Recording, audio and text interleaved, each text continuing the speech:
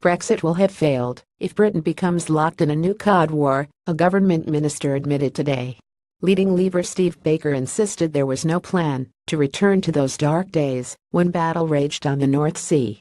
Speaking at a fringe organized by Conservatives in the European Parliament, he said, "We absolutely do not want to be having Cod Wars. If it comes to Cod Wars, things have failed. If Cod are once again seen as the spoils of war, then Brexit has failed, or something." ImageGetty don't mention the Cod Wars. ImageGetty Cornishman Mr. Baker went on down in Cornwall. Without wishing to be indiscreet, I heard a range of perspectives from one gentleman who was enthusiastically talking about certain tactics that were used in those dark days, and another lady who runs a fishing firm saying, "Stop, we don't want to get there.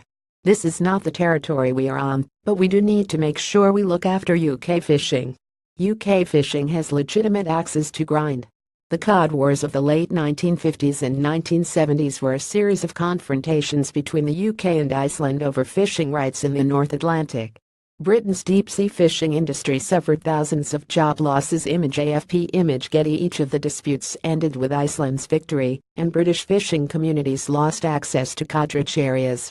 Fishing communities were devastated, with thousands of jobs lost. Mr. Baker also delivered a series of thinly veiled slapdowns to fellow Brexiteer Boris Johnson, who has been accused of ramping up the party's civil war over Europe. The Foreign Secretary triggered anger with a 4,200-word essay outlining his blueprint for leaving, and a newspaper interview setting out his Brexit red lines.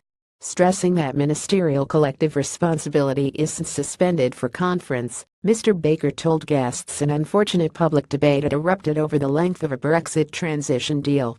Steve Baker admitted Cod Wars would be a sign that Brexit negotiations had flopped. Sky News. He refused to be drawn on the length of a transition, saying the ministerial code requires collective decision-making, and I am determined to do that, notwithstanding the example occasionally set by others. Mr. Baker was speaking alongside MEP Ashley Fox, who leads the Tories in the European Parliament. Mr. Fox stepped up the attack, saying, "We are in a negotiation here. The European Commission can read what goes on in the British press, and they, the Commission, are setting about trying to undermine the strength of the British position." Brexit has deepened splits in the Tory party. ImageGetty Images Europe. Sometimes that British position is not assisted by colleagues in government who should know better. We will get a much better position if, as a government, and as a party, we are entirely united. Don't be surprised if we are mocked and told we are weak from the other side of the channel. That is entirely to be expected. But please, let's not knock our own side.